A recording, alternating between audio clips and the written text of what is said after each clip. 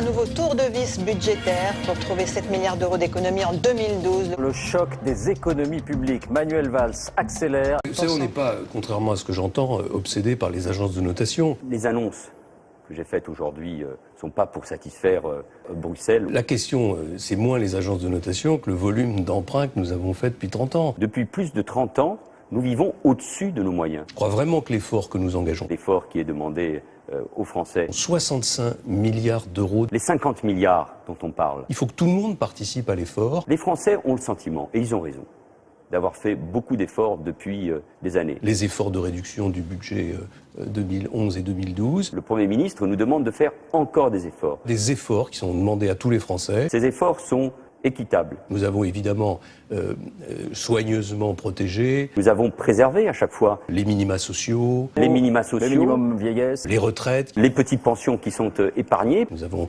protégé les produits de première nécessité, les produits alimentaires, l'énergie. Et nous avons préservé les pensions des plus modestes. Nous allons réduire en 2 ans de moitié le déficit de la sécurité sociale. L'assurance maladie, Les médicaments, la politique du médicament. les réductions de dépenses sont des réductions structurelles, c'est notamment le cas avec l'avancement de la réforme des retraites. Les grandes réformes structurelles concernant la transition énergétique ou celles concernant les collectivités territoriales. Avec les richesses qui sont les nôtres, Ces entreprises, grandes ou petites. avec le savoir-faire qui est le nôtre, Notre pays qui a beaucoup d'atouts. avec les atouts qui sont les nôtres. Notre pays a des atouts.